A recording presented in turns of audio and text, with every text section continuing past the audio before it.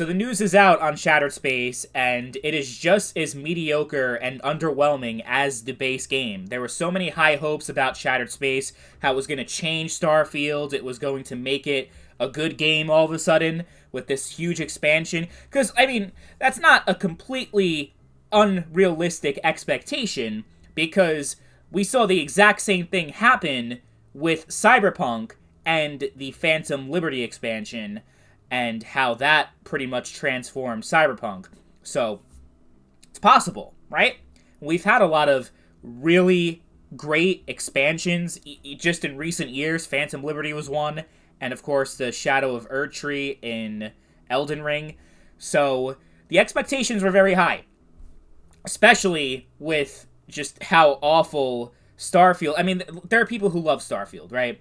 And this isn't me trying to knock on you. If you like it, that's fine. But compared, like, if you're just looking at it objectively, compared to Skyrim and even Fallout 4, which was a game that was somewhat polarizing at launch, Starfield was just incredibly polarizing, but definitely leaning more towards negative than positive. And the reviews for Shattered Space are pretty bad from some of the videos I've seen, and the reviews on Steam as well. It pretty much is not worth the $30 price tag. It doesn't feel like a huge expansion. It doesn't even feel like Shivering Isles from Oblivion. The map isn't really that expansive.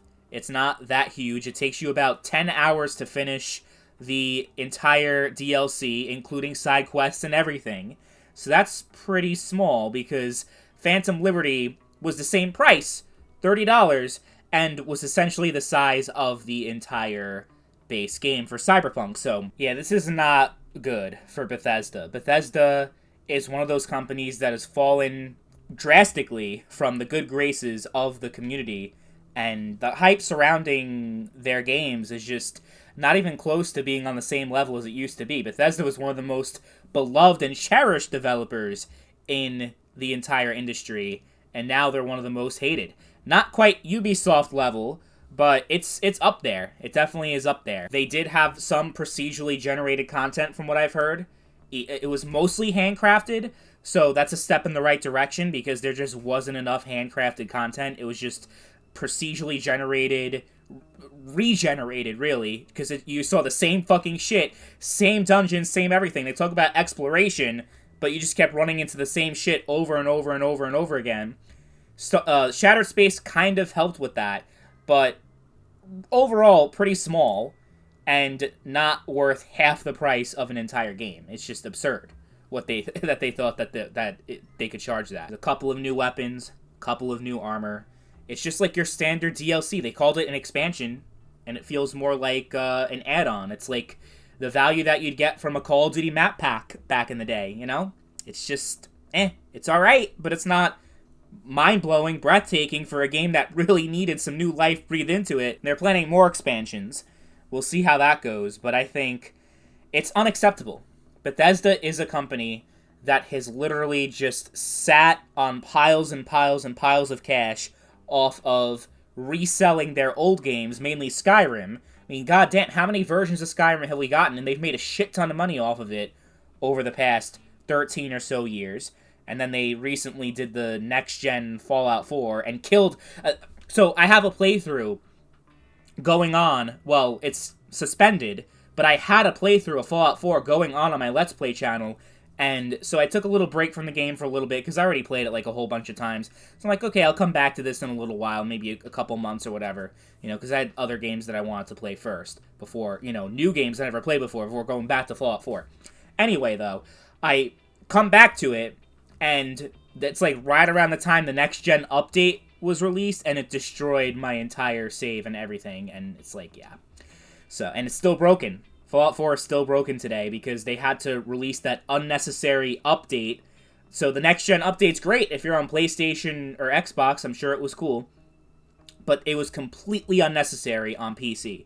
There was no reason for it to exist. And especially for it to cause so many problems and incompatibilities with mods and everything. I'm pretty much soured on Bethesda at this point. I don't really care much for what they do going forward. They can announce Fallout 5 tomorrow and have a release date, and as much as Fallout has been, like, I spent thousands of hours on the series over my life. It's definitely the most amount of time I spent on a single game franchise, aside from Call of Duty probably, was Fallout, and I don't even care anymore. Skyrim, record-breaking sales. Fallout 4, record-breaking sales, and they kept making fucking shit ton of money off of it, and they didn't have the resources to give us a decent expansion. Never mind expansion, a good base game to begin with, after all those years of development. That's how it is now. That's how I feel with Bethesda. It's just, they're not what they used to be. It's clear. And it's like, it's just this average trend, though, we're seeing in the video game industry is mediocrity and getting less and paying more for it. The $30 DLC is proof of that. A DLC that's less expansive than previous ones that they've done in the past, like I said, Shivering Isles and even Far Harbor from Fallout 4. You get no new companions, no new gameplay features, no new parts for your ship. You get a couple, I think it's like 3 new weapons, 2 or 3 armor sets. I'm sorry, but that's just unacceptable. Completely unacceptable. I'm just glad I didn't waste any time or energy on Starfield, and just, I already knew what it was going to be. I had a strong feeling. As soon as they talked about procedurally generated, I'm like, oh no. And it's painful as someone who loved Skyrim and who loved Fallout 4, New Vegas they didn't make, but I loved Fallout 3 as well. It's a shame, it really hurts to see one of my favorite developers fall so hard from grace, and it's really sad. It saddens me very much. One final thing I want to say. I wonder how much of this, and I'm not trying to defend them, I'm not trying to say, oh, Todd Howard did nothing wrong, Bethesda did nothing wrong, but I truly wonder how much of the botched development of this game has to do with Microsoft more than Bethesda. How much did Microsoft have a hand in telling them what they could and couldn't do, what resources they could or couldn't have? They acquired Bethesda in the early to mid-level of development for Starfield, so they paid $6 billion, whatever the billions of dollars is.